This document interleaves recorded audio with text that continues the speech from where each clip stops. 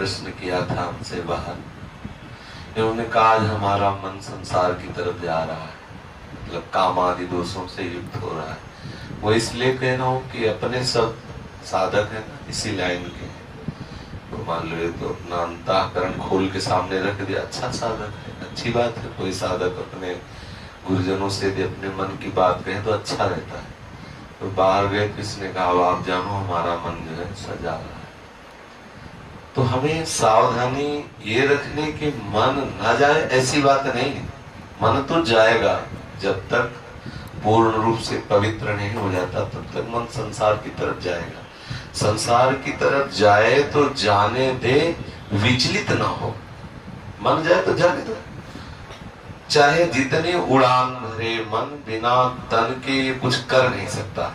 पहली बात तो समझ लो, मन जब कामादि दोषों से युक्त हो उस समय इतनी सावधानी रखनी कि उसके कथनानुसार, मन की प्रेरणा के अनुसार हमें कोई चेष्टा नहीं करनी। तो इतनी बात ध्यान रखनी। और इस समय ऐसी स्थिति में एकांत सेवन न करें, सदैव संतों के बीच में रहे, क्योंकि एकांत में होने पर मन हावी हो सकता है। नए बच्चे, नए साधक, मन पूर्वकृत किए हुए कर्म का स्मरण कराता है और उस सुख की तृष्णा प्रकट करके विवश करता है संसार की तरफ। साधक को चाहिए उस समय उदासीन होकर के नाम सुमिरन करे। यदि नाम सुमिरन न मन बन पावे, मन है उद्दंडता कर रहा है, तो बस इतना देखता रहे कि मन के अनुसार क्रिया न बनने पावे। वो थोड़ी देर के लिए आएगा, ये बराबर स्थिति नहीं रहती। जैसे भजन की कभी कभी ऐसी रसमय स्थिति आती कि लगता है काम बन गया, लेकिन वो बराबर नहीं रहती, वो फिर हट जाती है। ऐसे ही जब हमारा मन गंदा भाव अंदर प्रकट करके विचलित करता है, तो उस समय सबसे पहले धैर्य साधक को यह रखना चाहिए कि स्थायी वृत्ति नहीं है, आई हुई है चली जाएगी, घबराने की जरूरत नहीं। एकदम तन्मय होने की जरूरत नहीं कि हाय हमारा मन वैसे दोष से युक्त हो गया, अब क्या होगा, कुछ नहीं। कभी गर्म हवा चलती, कभी ठंडी हवा चलती, आ गया है कामादि दोष मन में आ गए, संस्कारवश, स्वभाववश, संगवश, भोजन, कहीं न कहीं कोई त्रुटि होती है, कहीं न कहीं प्रमाद होता है, ऐसी वृत्ति आया चला जाए। उसके प्रति इतना महत्व न रखे कि आया मच जाए हृदय में। अगर उसके प्रति तन्मयता करोगे तो क्लेश का अनुभव होगा। तो हमें ये सावधान रहना है कि उसके अनुसार क्रिया न हो और उसके प्रति कोई महत्व बुद्धि न दे। भयभीत होने की इसलिए जरूरत नहीं कि मन में इतनी सामर्थ्य नहीं है कि वो क्रिया के बिना हमें नष्ट कर दे, उसमें इतनी सामर्थ्य नहीं। क्रिया होने न पाए इसलिए साधु समाज में रहे, संतों के संग में, साधकों के बीच में रहे, तो क्रिया बनने नहीं पाए। और क्रिया ना बनी तो मन धीरे धीरे धीरे वो अमना होने लगता है। जिस भाव के लिए मन प्रेरित करे उसको वो भाव ना मिले तो धीरे धीरे मन का मन पर नष्ट होने लगता है। जिस सत्ता के कारण मन कहा जाता है, मतलब संकल्प, भोगों का संकल्प ही मन का जीवित रहना है, भोगों से निसंकल्पित हो जाना ही मन का मर जाना है। तो जब हमारे मन में भोगों का संकल्प बने और उसको पूरा ना होने दे तो मन मरने लगता है, मन अमना होने लगता है। इस स्थिति को सहना ही तपस्या है। बाहर से जल पी के रहना, वायु पी के रहना और आग में जलना और सब बाहर वाली बुले 12 वर्ष खड़े रहना, ये सब बाह्य साधन, इनका विशेष अपने लोगों के हृदय में इनका कोई महत्व नहीं है।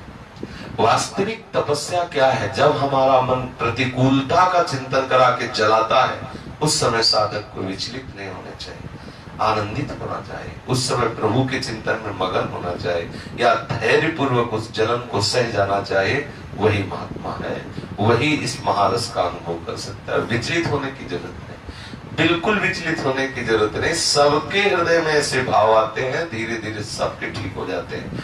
भगवान नारद जी ने भी प्रेमा भक्ति का जो सूत्र वर्णन करते हैं उसमें लिखा है कि पहले कामादि दोष तरंग की तरह आते हैं, समुद्र जाए। अगर हम उनका जो तरंग की तरह उदय हो रहे हैं उनका चिंतन करके वैसी क्रिया ना करें तो तरंग उठी खत्म हो जाएगी। और यदि आपने कहीं क्रिया कर दिया उसके अनुसार तो वही तरंग समुद्र बन जाएगी, फिर पार होना बड़ा कठिन है। समुद्र बन गई तो डूबना ही पड़ेगा। इसलिए साधक को जहां देखे मन में कि काम आदि दोषों की वृत्ति आ रहे, तो जब शत्रु सामने हो तो अगर घबरा गया तो योद्धा किस बात का हो, तो मारा जाएगा। सबसे पहली बात है कि हमारे हृदय में भय नहीं होना चाहिए। काम आया ठीक है चला जाएगा खत्म, उसके प्रति मातृ बुद्धि इतनी नहीं, और भय सावधानी ये रखनी कि क्रिया न बनने पाए। साधकों के बीच में रह करके हमें उस समय एकांत नहीं, नए साधक को एकांत सेवन उस समय नहीं करना चाहिए।